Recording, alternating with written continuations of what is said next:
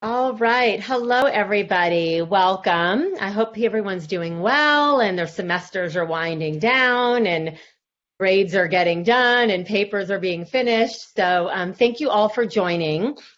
So this is a event hosted by the Sam Nunn School of International Affairs research program on emerging technology and international security. So I'm going to introduce our speaker in just a moment, but I wanted to give you all a couple of announcements on some other upcoming talks that we have. Next week, we'll be hosting Brandon Merrill from Yale University, and he's going to be giving a talk called The Gendered Legacies of Wartime Trauma, Bombing, Domestic Abuse, and Political Participation in Cambodia. So we'll be sending information out about that. We also have another talk coming up in February after the break by Jason Matheny, who is the director and founder of Georgetown's Center for Security and Emerging Technology. That will be February 11th, so that's a little bit far off, but he's going to be talking about AI, some other emerging technologies within the context of international security, larger strategic questions. So that will be a great talk as well. So today, it's my great pleasure to have Nadiya Kostyuk, and she is a assistant professor in the School of Public Policy here at Georgia Tech, and this is her first year at Georgia Tech, so we are extremely lucky to have her. And I had the great pleasure of knowing Nadiya before she came here, where she is incredibly active in the field of cybersecurity and has organized a lot of terrific programs and workshops and working groups and women's groups, and so we are just delighted to have her. Let me just pull up my screen 1 minute. So Nadiya's research focuses on security studies, modern warfare, cyber conflict, cyber institutions and capability, and Russian and Eurasian politics. She uses methodological she looks at methodological areas including network analysis and mathematical and computational modeling and text analysis.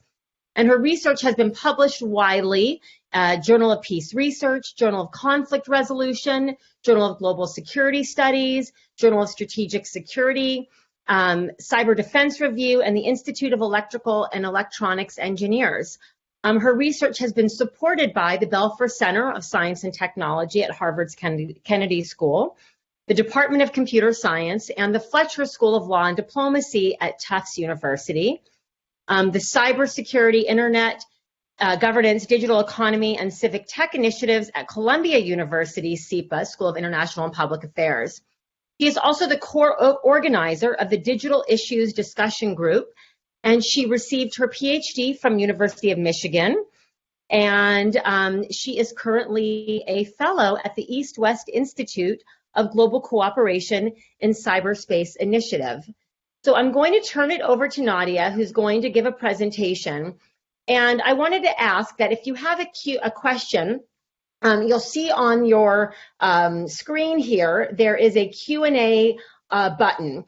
So if you could please enter your questions into there, I will then moderate the question and answer session, and I will go ahead and ask those questions. So anything you want to put in there, that's the space to do it. So without further ado, I will turn it over to Nadiya. Thank you so much for being here today. Thank you so much for having me. I'm very excited to be here, and thank you so much for organizing this during this difficult time for everybody, difficult semester. And thank you for, I'd like to thank you for everyone, again, for taking your time to attend this talk. Hopefully you'll find it exciting. Again, I know everybody is busy with, finishing up the semester, preparing for the holidays, potentially travel. So I really appreciate your time, taking the time to listen to this talk.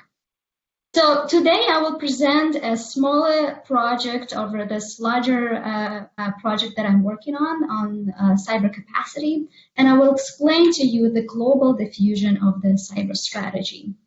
Rapid spread of cybersecurity strategy over the last 2 decades motivated this research. Specifically, this figure displays the cumulative number of strategies adopted during the last 2 decades. And as you can see, there is a striking difference between the first decade of the 21st century and the second. During the first decade, there were between 1 to 5 nations that adopted a cybersecurity strategy. And during the second decade, this number significantly increased, and we've seen between 25 to 30 nations adopting their national cybersecurity strategies in a given year. And so this research investigates this particular puzzle and attempts to answer the following research question. What drives the diffusion of the national cybersecurity strategy? Contrary to the existing scholarly works that argue that cyber threat environment is the main explanation, I argue that national cybersecurity strategy proliferate through networks of cybersecurity partners. Chris, could you go back to the slide, please? Thank you. So they proliferate through the networks of cyber sovereignty partners, which means that the nations that share the same view on the extent of the internet control. So why is this research important?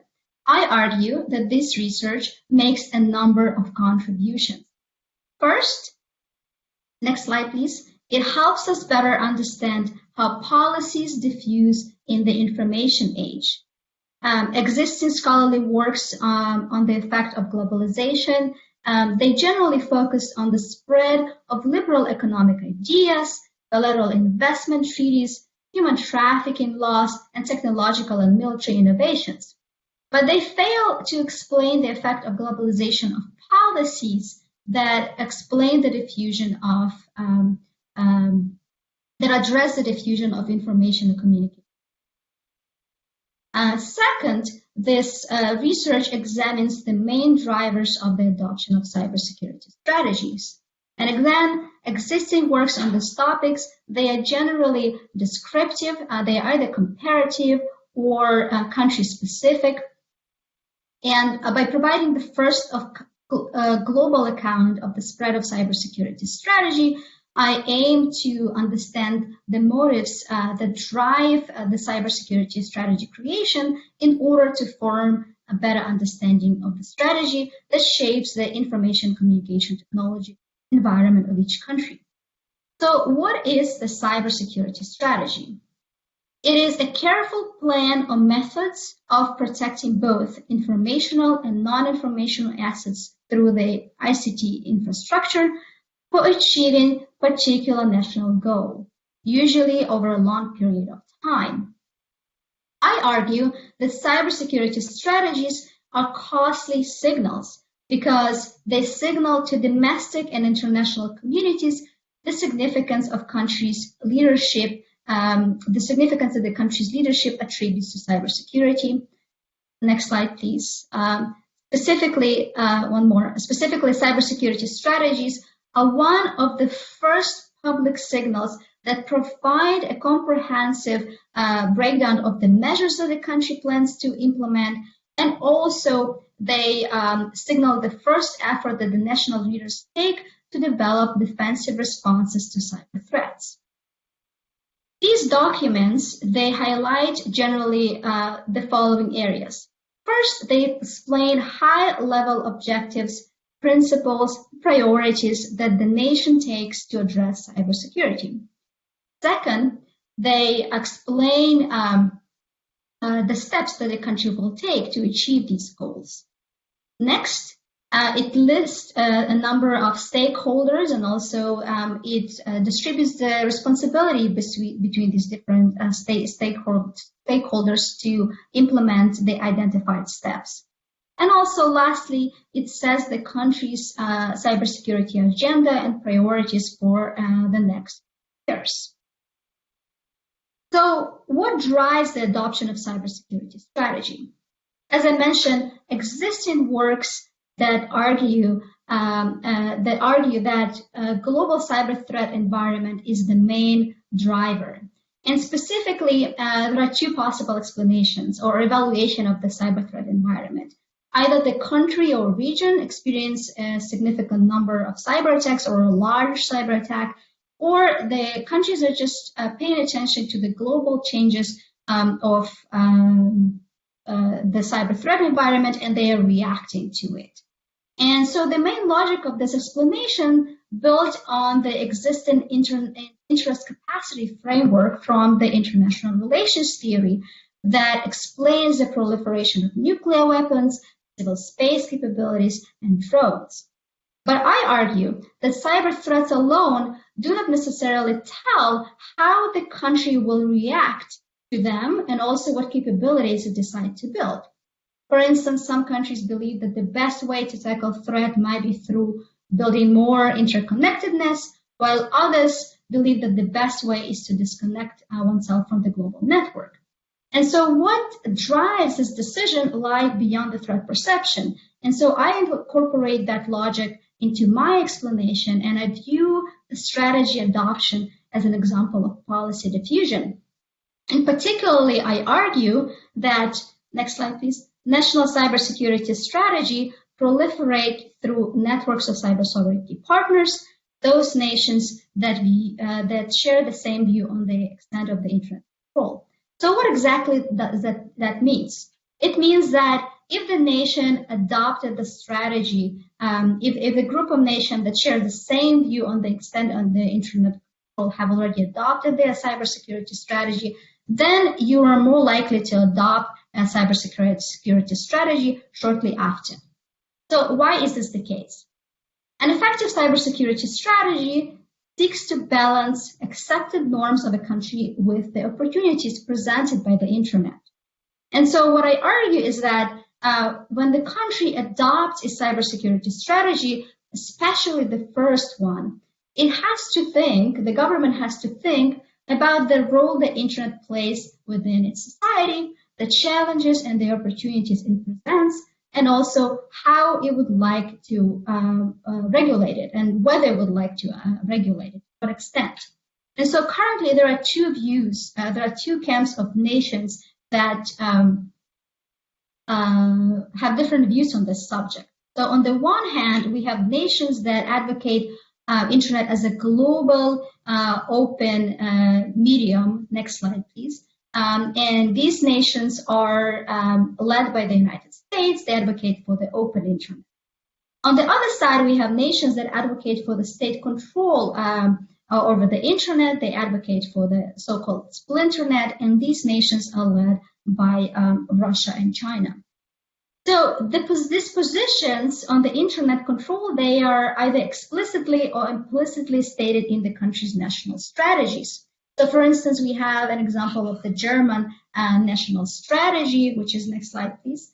And it says, it basically advocates for the single internet and says, cyberspace includes all informational infrastructure accessible via the internet beyond all territorial boundaries.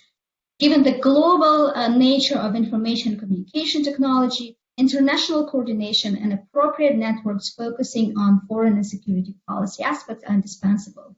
So the key here, again, they don't explicitly stated, but implicitly they again advocate for the single internet, and they argue for the fact that internet should spread beyond the territorial control. On the other side, we have the example from the Chinese cybersecurity strategy. And so here it says the following. No infringement of sovereignty in cyberspace will be tolerated. The rights of all countries is to independently choose their development path, network management methods, and internet public policy, as well as to equally participate in the international cyberspace governance with respect. I view the adoption of national cybersecurity strategy as a two-way signaling. And here is why. Next slide, please. Next one, thank you. The internet connectedness made cyberspace truly global. To address this threat, the countries started building cyber defensive measures. And it's a logical place to start is to build the national cybersecurity strategies. If you think about this, countries do not immediately start building huge cyber armies. And so, as I mentioned before, this country adopts its national cybersecurity strategy. It needs to decide on the role the internet plays in the system. So having done that, countries signal their position to potential recruiters, the countries that haven't adopted their national cybersecurity strategy and they haven't started building their national capability. And this choice is important because it creates the international reputation that the country faces by sending an adverse signal to the countries on the other side of the cyber sovereignty debate, and it limits the possible cooperation on this issue in the future. But building this reputation is important and it's worth taking because if potential recruit adopt the same view on this topic, then they can contribute to a collective security. Next slide, please. Given that cybersecurity is often a very novel topic and the government oftentimes lack their expertise on the subject, the potential recruiters, can you please go back? The potential recruiters in their turn look for information and successful examples of the already implemented strategies. And the natural place for them to start is to look at the nations that have already adopted strategies that share the same view on the extent of the internet control. So having decided their position and adopted their national cybersecurity strategy, novice nations, next slide please, signal their readiness to cooperate with the early adopters by making their domestic cybersecurity apparatuses comparable to the latter ones. What is important about this is that even though similarly to military cyber capacity, cybersecurity strategies, they also signal the country's defensive capability. But unlike military cyber capacity that focuses, prioritizes more combat readiness, sustainable capability, force structure, national cybersecurity strategies, they signal defensive cyber capability in a broader sense, particularly that outlines different priorities aimed to increase public awareness about cyber threats, importance of cyber hygiene, importance of international cooperations, importance of sharing knowledge, etc. So what this means is that when the countries start building their taking first step in building their cyber capacity, their cyber apparatuses, they do not necessarily pay attention to their military allies. Instead, they pay attention to this new set of players that I called cyber sovereignty partners. Next slide, please. As a result, I test the following hypothesis. If a country shares the same view on cyber sovereignty with other nations, the nations that have adopted cybersecurity strategy in the previous year, then the country is likely to adopt its first cybersecurity strategy in year T, basically this year. I test these arguments against a number of alternative explanations. I briefly mentioned them here, but I'm happy to explore in the Q&A. The first one is cultural similarity. Specifically, this literature argues that the countries that share the same culture or language, they are more likely to adopt similar strategy. Second one is harmonization after the variety of different partners. As I mentioned a little bit when discussing my theory, one of the potential partners could be military allies. Additionally, I'm also looking at the trade partners, etc. The next one, and kind of obvious one, is the regime type. Specifically, democracies are more likely to be transparent in adopting their policies. And the last one is the threat environment. Here I'm using different measures for cyber and for conventional threats. Right. So to test my argument, I collected the data on national cybersecurity strategy and between 2000 and 2018. And the three maps here, they sort of demonstrate similar diffusion patterns that we've seen in the figure that I started my presentation with. But as you can see, maybe the map that shows this diffusion between 2000 and 2014 shows clusters in Africa and in Eastern Europe might suggest that potentially cultural similarity could be an explanation, because these nations that share the same history and past, they adopted their strategy at the same time. So my dependent variable in this project is the adoption of the first cybersecurity strategy. Again, here I'm focusing only at the initiation process, and I'm exploring the development of the evolution of the strategies and those sort of sequential adoption of strategy in a different project. And for my main independent variable, I'm interested in the cumulative effect of the strategies that were adopted by the cybersecurity partners. And so it's a little bit difficult to measure the cybersecurity partners, because this is such a new phenomenon and it's a very new debate, and it's sort of still ongoing. There are a few nations that are not that are developing their capabilities and might not be 100% sure which side of the debate they are in. And so to get a proxy for that, I decided to look at the United Nations General Assembly voting on the national sovereignty, and to measure my cyber sovereignty partners using that measure. Next slide, please. So to identify these different effects, I used elect weighted average network effect. And so here, what this formula displays, it displays a few different components. Next slide, please.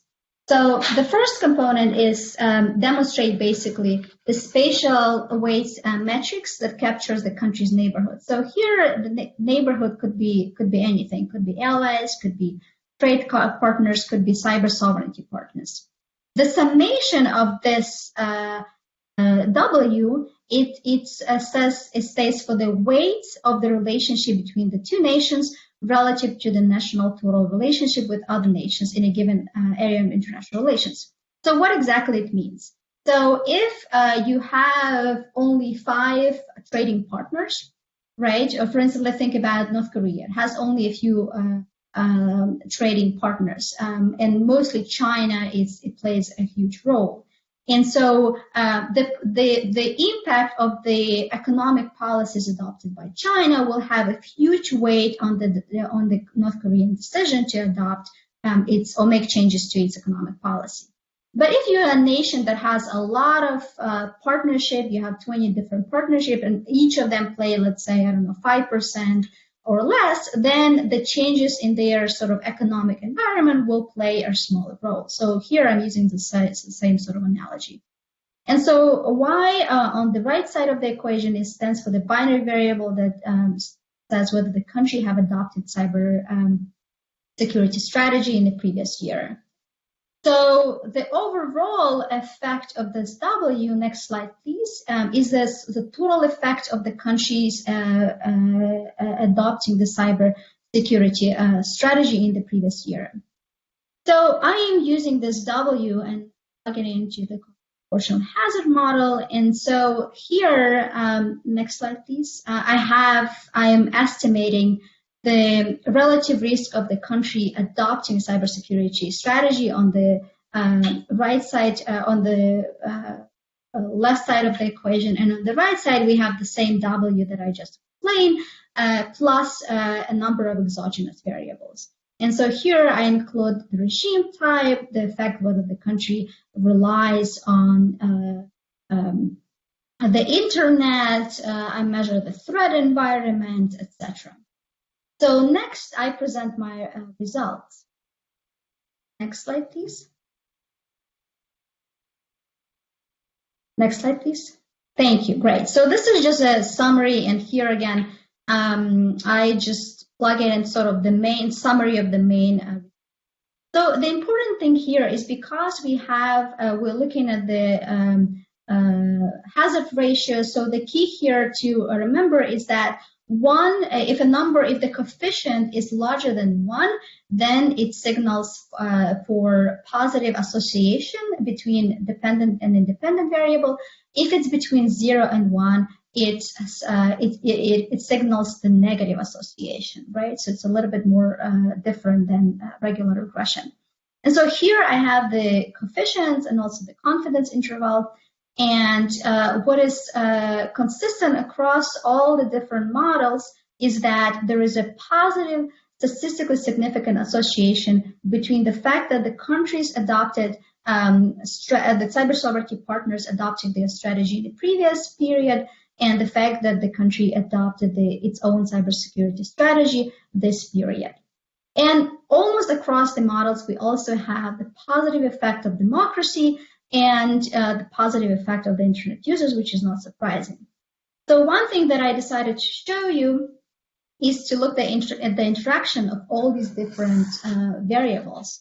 And so this first interaction plot looks at the, basically says, given the fact that the country is autocracy or democracy, what is the predicted risk of it, how basically the predicted risk of adopted strategy adoption will change given internet users. And so it shows that the predicted risk of strategy adoption will increase with a number of users for both types of countries, and even though the rate will be faster for democracy. So one thing that I wanted to mention about this plot and other plots is that the results for the interaction models were not significant, and as you can see, some of these confidence intervals, they're huge and they overlap, but I still decided to show you the result to basically hint at the direction of the relationship between all these different variables. So the next interaction plot, it shows sort of again this fact given the number of internet users. And so for the internet users, what I did here, I standardized this log of internet users. And it has its mean at 0, and it has a standard one standard deviation below its mean, it's -1, and one standard deviation above this mean is 1. And so here we see the following effect. The predicted risk of strategy adoption will increase with the internet increase if the strategies adopted by with the increase of the strategies adopted by the cyber sovereignty partners, but it will decrease with the decline of the number of internet users in the country, also given the decline of the strategies adopted by cyber sovereignty partners. So this result is not surprising. Basically, it says if the country doesn't have a huge number of internet users, it's less likely adopt its cybersecurity strategy, even if its partners have started adopting the strategy, which is a logical conclusion. And lastly, here again, we are looking at the effect of the strategies adopted by cyber sovereignty partners on the predicted risk of strategy adoption, given the type of the regime.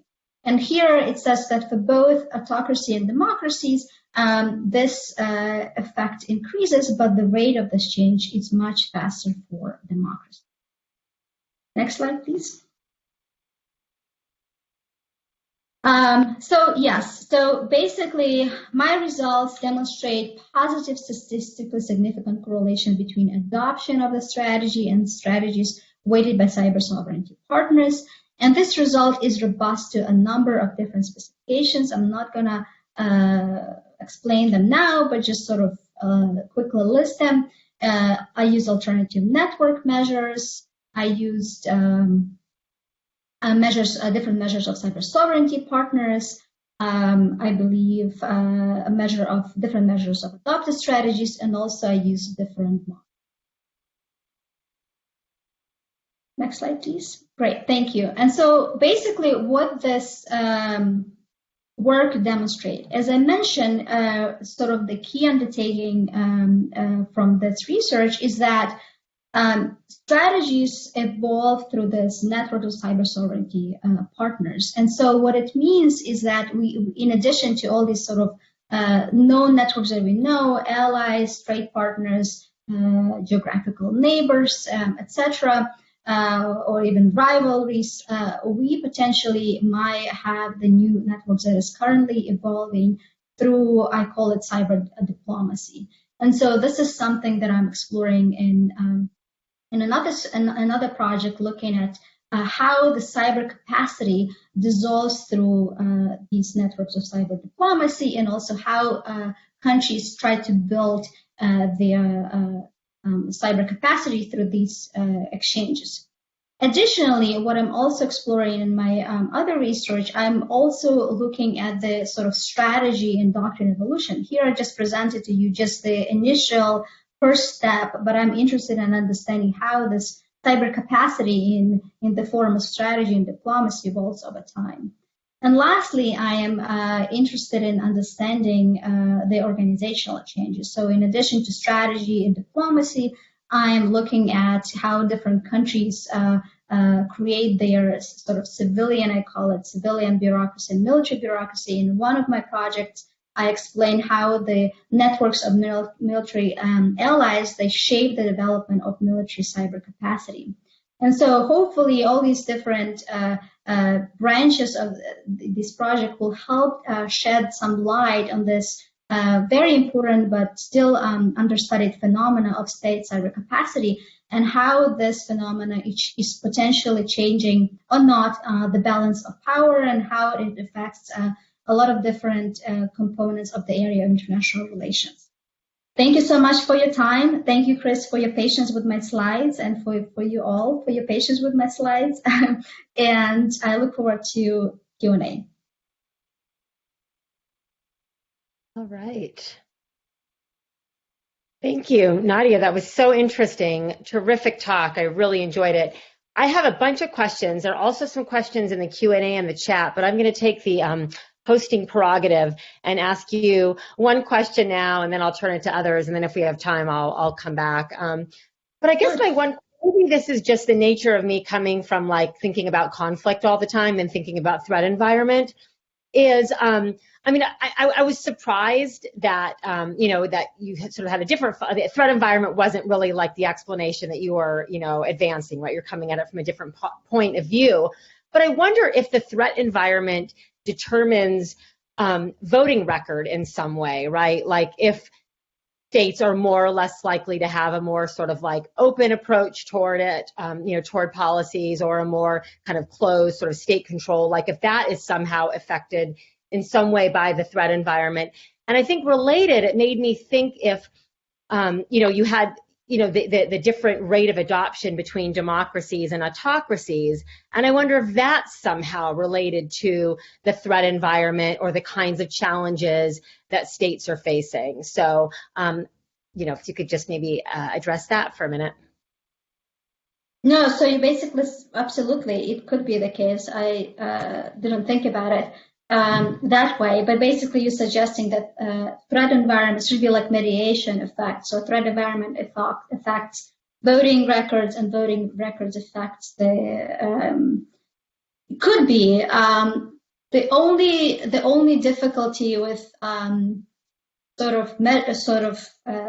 not measuring it but checking if it's the case, right? Is that so? I purposefully decided to use this proxy for cyber sovereignty partners using this UNGA votes. But these votes, I forgot to mention, they are from the late 1990s to the early 2000s. So basically, I didn't want to measure it.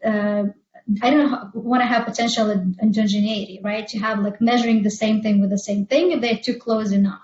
But I felt like given that states' preferences are not likely to change that fast. We have this literature that shows usually they change with new presidents, so they tend to be stable over 5 or potentially 8 years, etc., on particular subject. So I felt like that could be sort of a good proxy, even though it's kind of remote. But then with your suggestion of mediation effect, which I thought about, but I just didn't think about threat environment, is that you're looking at the actual cyber threats that started happening, let's say late 2000s, right? I'm talking about big attacks, Stuxnet, etc. I'm not talking about small espionage, etc.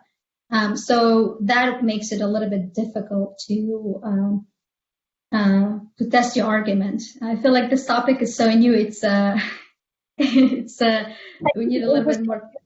You can think about threat environment in lots of different ways, right? You can think of like specific, offensive conventional, or you conventional, larger threat environment, right? Like, is a state involved in some kind of regional conflict, right? So thinking about, Russia and Ukraine, for instance, or, U.S. and larger, like, global, great power politics types of rivalries, versus more specific kind of cyber threat environment, right? Like have, Iran, right, might be facing a different threat environment than, another state. So I think there's different ways of thinking about what a threat and what constitutes a threat environment, perhaps.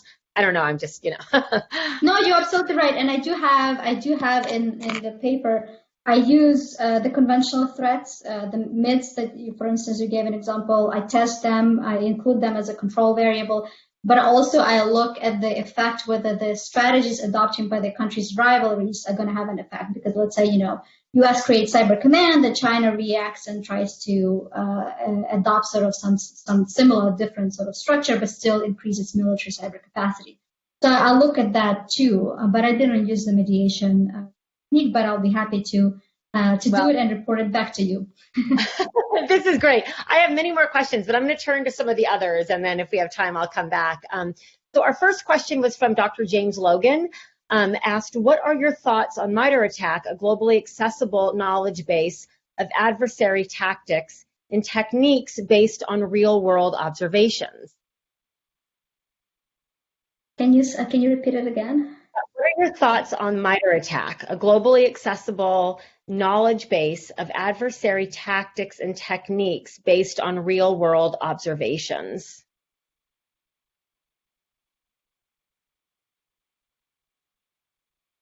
I'll be, if maybe I'm misinterpreting this question, but if the Dr. Logan would like to clarify, that would be great. But the MITRE attacks are obviously important, right? But there are sort of different caveats, and I think it goes back to the whole discussion of the cyber attribution and the very poor data in this regard, etc. But they are important, but the challenge is the fact they are not, a lot of times they're not discovered. I mean, the main reason for that is because cyber espionage, a lot of times the purpose of the cyber tools is to conduct espionage, right? So we can see probably like 80% of all these cyber activities is for the purpose of collecting data. Some of them, they sort of go one step further and they execute an attack, but it's less of the case. But if they are minor attacks, they are tend to be less discovered for a few reasons. A lot of times could be the case that the target of the attack is doesn't have the capacity to figure it out. And second is that the private sector that has the capacity to do it, they don't have an incentive to go after these small attacks, right? So when we think about Stuxnet, the private sector was able to attribute this to U.S. and Israel, and Iran found out that he's been targeting through these public reports, right? So Iran didn't have the capacity, didn't know that it was under attack, and didn't have the capacity to do it until it kind of read from the Western media. So I think they are important, but they are less relevant in shaping the actual capacity building or strategies in this case.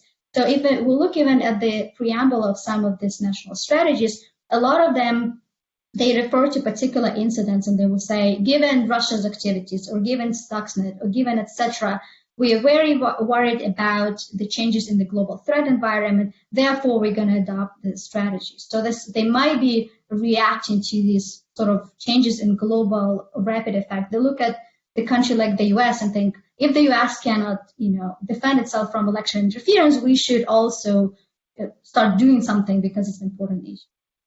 But yeah, hope that's what was asked of me. Thank you. Well, Dr. Logan, feel free to follow up in the Q&A area. Okay, next question is from an anonymous questioner. How many different cybersecurity strategies are there? Is it one size fits all? And I had a similar question as well. So I'm glad you asked that. Sort of, what does this mean, right? Like, are there different kinds, right? Is there a range of different types of strategies? There was a similar question asked later, so we can elaborate a bit. Right. No, absolutely. Very good question. So for this purpose, I look at this, as I mentioned, the first sort of the main like initiation of this whole huge process. But the person pointed this, it's absolutely right. There are a lot of different types. I wouldn't say strategies, but document related to this big area of cyberspace, right? And and I'm in the process of conducting this pooled analysis, right? When I have different types of strategies and see what is driving this development. But some of the other documents that I am looking at, they include like digital agendas. They looked at there are obviously doctrines, strategies adopted by the Ministry of Defense. I'm not looking at those because I think those are very different, right? There are those devoted to the e-governance, so they talk about the importance of e-voting, basically everything internet related, etc. And I'm not plugging that in.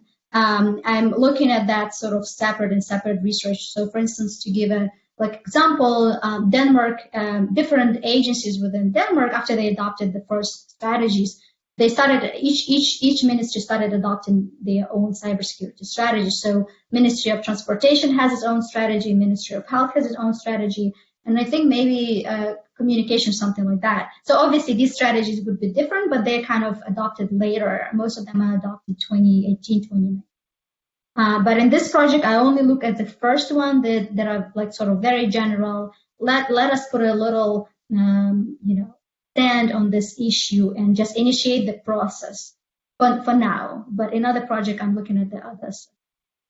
Perfect. All right, our next question is from Dr. Peter Brecky. He asks, how are numbers in the spatial weights matrix determined? Adjacency, distance between capitals, something else? Yes, so it depends depends how I define the neighbors, right? And I have different measures for sort of proxy measures for this concept, right? Because we're dealing with IR, so it's sort of very difficult to have a perfect proxy for everything. So for instance, for neighborhoods, for geographic neighbors, I look to broad measures. One looks at the distance between capitals, and there are a lot of different ways to do it. Could be inverse distance, could be inverse on squared, could be like a few different ways to do it. And also, I'm looking at another sort of broad area. I'm looking at the fact whether the countries are separated by particular body of land or water, right?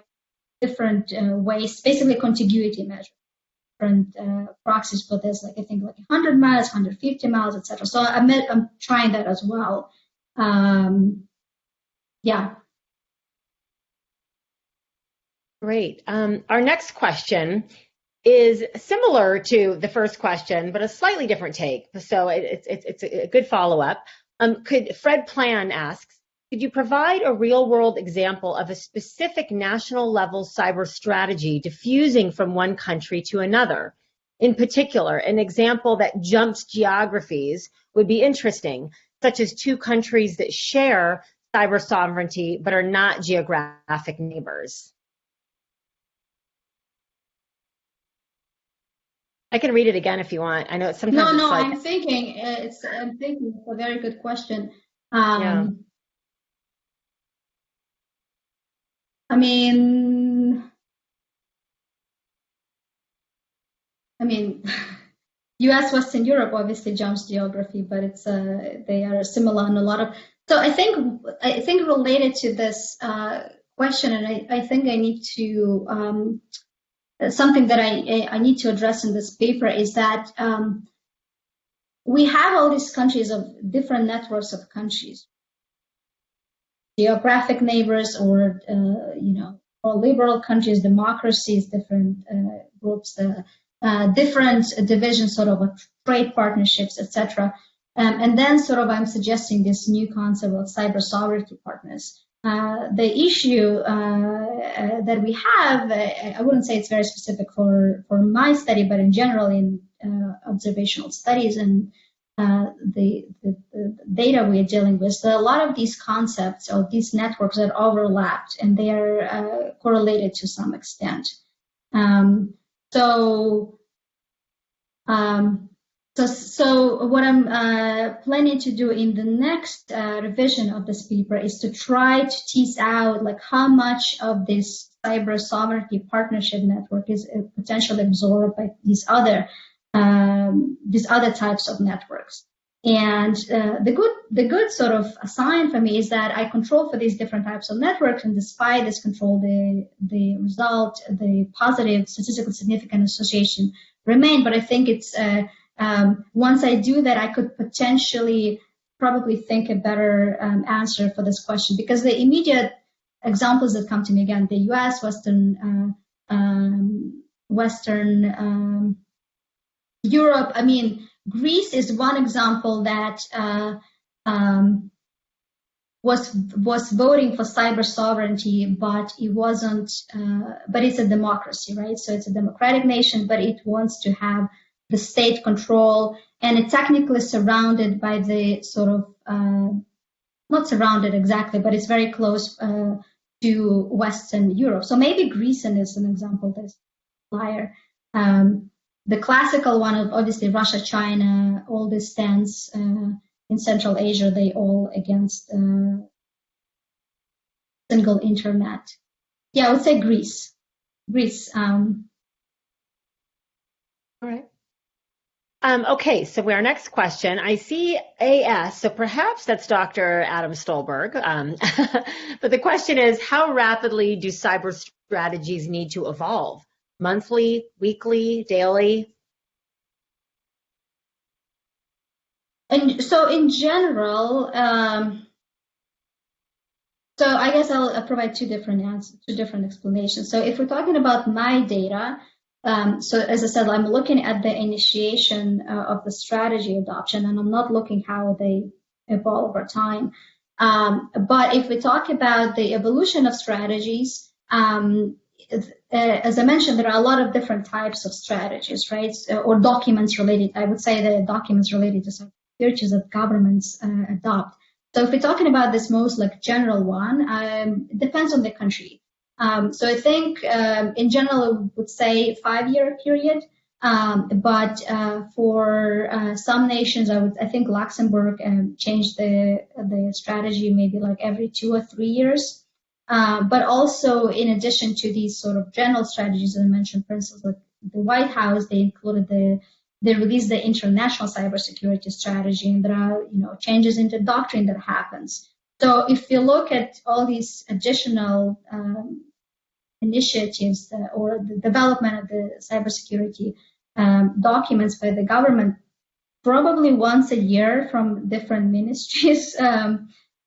Sometimes I've seen the sort of the smallest, I would say, range I would see in 6 months for some governments. Yeah.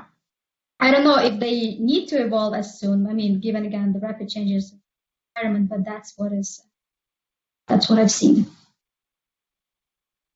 All right. So our next question is actually a follow-up from our first question, who is anonymous, who has now revealed herself to be our new member of International Affairs, Dr. Abigail Vaughn. So I'm glad you guys can meet each other to this year. So she has a follow-up, which is, do you expect similarity of strategies based on the diffusion theory you propose?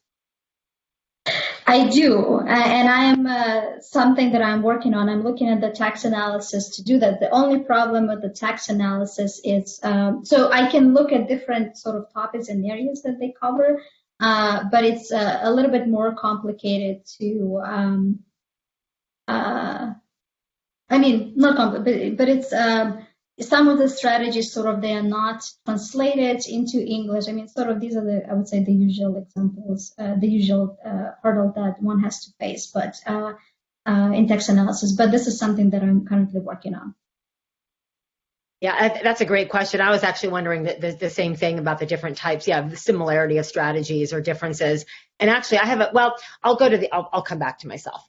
Our next question is from, Caesar, my former student, Caesar Harari. He says, do you foresee any global or regional cyber regulations akin to what we're seeing in the privacy realm? For instance, the US-EU Privacy Shield and similar mutual agreements. Is that even an appropriate analogy?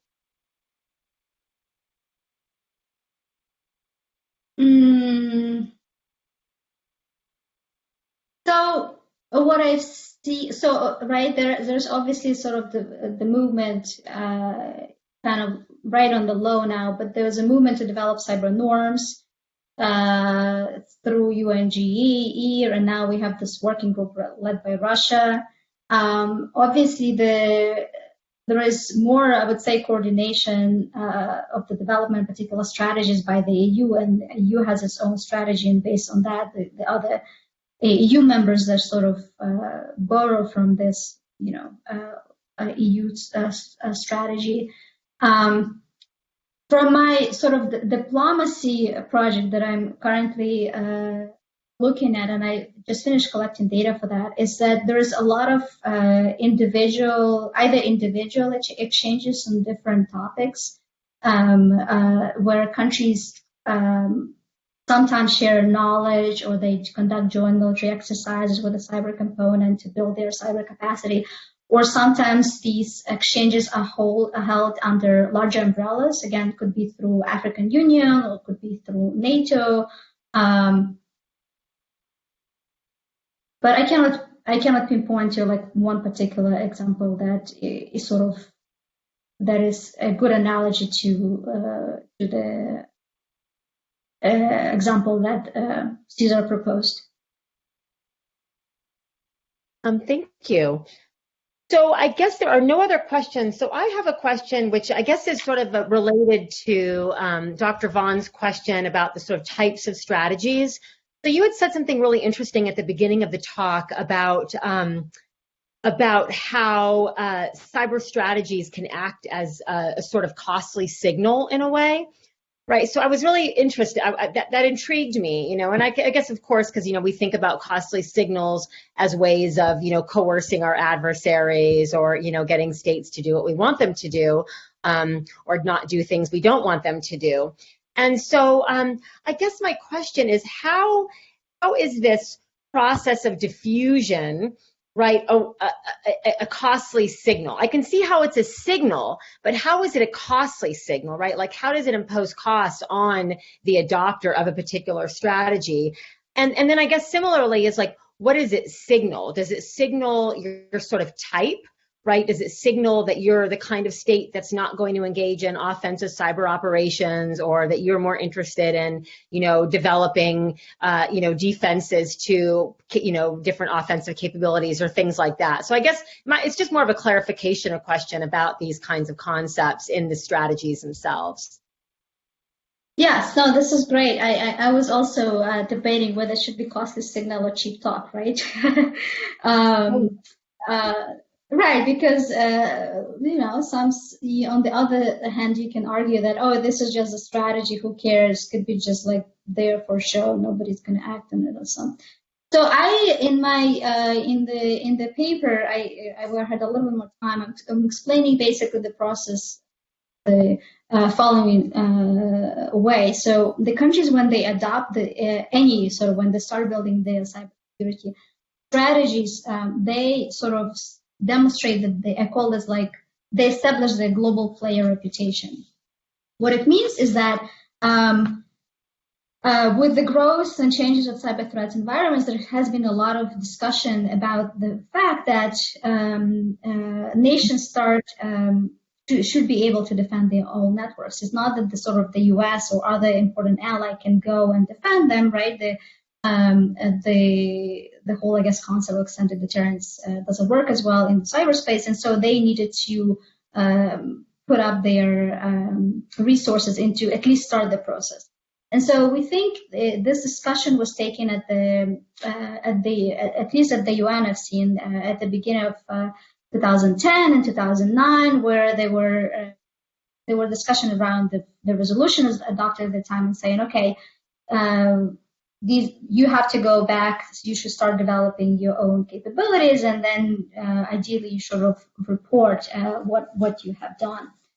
And so this is the first sort of costly, I would say, signal, because in that sense, the country demonstrated that they at least trying to do something with developing of this capability. So they are not necessarily cyber safe haven and doesn't cover the criminals, right? But then I argue when they make this important decision of how to address this threat, right? So when they think about cyber threats, there are two ways how countries can think. Like, what is the biggest threat of the internet? Is it the outside? Is it the cyber criminals from outside? Is it potentially the domestic cyber criminals? Is it the threat that people can use the internet and mobilize? And and then if that is the case, then you have to adopt sort of the strategies and regulations that would allow you to potentially like repress domestic population. Obviously, it's not going to be, they're not going to be very explicit saying, oh, we're going to adopt a strategy so we can monitor for you. But for instance, what Russia and China have been doing, they're saying, okay, we face this enormously important threat of cyber attack, cyber crime, et cetera, et cetera. To protect you from this threat, you all see what happened to the United States. You all see what happened to the Western democracy. What are we going to do? We're going to control what goes in the internet. Of course, it's going to monitor a little bit your actions, but we are providing this much larger value for you of protecting you against this enormous outside threat, right? And so by doing, by writing these strategies this way, I argue that they are signaling to other countries like, oh, we are placing ourselves with this bucket, right? So we are establishing this international cyber sovereignty reputation. And what it says is that United States it decreases sort of the chances that the United States can work with Russia or China to provide this collective security to deal with the eradication of the global cyber threats, because they have a different view. And so in that way, it's kind of costly. It's not just, a little piece of paper. And additionally, as I mentioned in the presentation, these strategies, they vary, but in general, they have a lot of different measures, and they create specific agencies responsible to implementing these measures or assigned to the particular to their existing agencies. So of course, it's not as as costly as tying hands, right, or replacing troops on a particular border, but it's sort of, I would say, on the lower spectrum of the costliness. That's great. That's a great. So it's like sort of, it's modern day balance of power, right? Modern day balancing. To some extent, I'm making that argument, but again, I'm very aware that we are not talking about this. Again, it's defensive capability, but it's not like hardcore cyber military capability. And I'm looking at hardcore cyber military capability, cyber commands in a different project, but this is like a start. We have to start with something. Yeah, that's great. Thank you for that answer. That was very thoughtful. So we have like 1 minute left, and actually I just saw in the chat, we have a follow-up, Dr. Logan's questions from Fred Plan, and I'm going to take it more of his comment than a question, but he says it could be interesting to have MITRE ATT&CK components be used to define the shape of specific cybersecurity strategies adopted by different countries.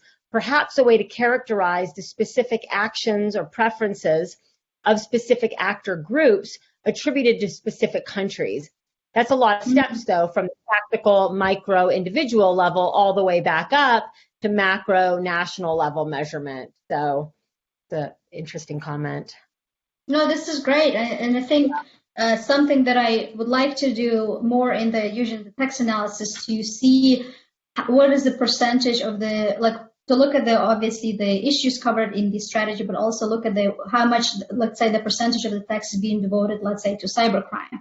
and then look at how what is the sort of the main threat the country faces. So to give you one quick example, sorry for stealing one moment, but when I was looking at the development of the military capabilities and looking at the military commands in Brazil, what was interesting is that Brazil is known to be one of the sort of top 5 targets in the world of cybercrime. But the country started adopting its cyber command all of a sudden, right? It's like, what was the reason for this? You're facing cybercrime as your main challenge, but then you wanted to adopt this military capability. So there were 2 reasons. One was obviously to build prestige and to be a leader in Latin America in this sort of new area, and hopefully get a seat at the table with an important place. But the second reason is that this military command was working with the intelligence sources and was developing the tool to track social media, right? Because in 2012, 2013, there were a lot of social protests that were also orchestrated from the outside. So for them, it was important to be able not only to monitor what's happening inside the country, but also the outside. And to do that, they needed to have the, I guess, strong military capabilities. But yeah, looking at different types of challenges, micro level, and look at how they are reflected in different documents, it's a very good suggestion. Thank you. Well, I know we're out of time. Dr. Stolberg just has one question, so I'm just going to let him have the final word. And then I have time, but I know people probably would want to. Other people have to leave, we understand. I'll just say right now, thank you so much for coming. I really hope you enjoyed it, and we look forward to having you at other talks. So, so I hope everyone has a really safe and healthy and happy holiday. So Dr. Stolberg's question was, does trade or military, it was similar to some of the things we asked, does trade or military cooperation follow cyber strategy diffusion rather than the other way around, which you address through the adoption processes? So whether the trade and military cooperation follows the diffusion, or whether the diffusion follows trade and military cooperation? Exactly. So I checked, right? I look at so basically it's a question of effect, right? So I looked at whether the trade and military networks drive the diffusion, and it is the case. And to address this endogeneity problem, obviously I lacked the I lack the variable. So this is from like methodological point of view.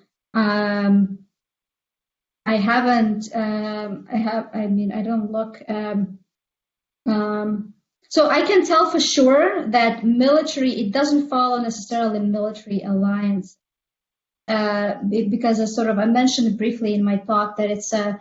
Again, it's a very different type of capability that a country are building. So I doubt it's going to be the case. In terms of the trade, it might be a little bit, not a little bit the case. I wouldn't say it's the case for for these types of strategies, and like, again, the broad ones. The first one, I am exploring the possibility of the trade networks, of the trading partners driving this more of a digital agendas program. There's, again, there are not labeled as strategies, but these are the documents that the government developed. And I don't have the result yet, but this is one of the hypotheses that I'm exploring in that project. And I think there could be more potential there, because these documents are focused more on the sort of economic aspect and economic opportunities that the internet provide. Well, thank you so much for taking the time to be here. It was really wonderful having you. And yeah, there's a good chat going. So if you want to take a look at that, there might Sure, be. Yes. Sorry, I wasn't paying attention because I was paying attention to. So much going on.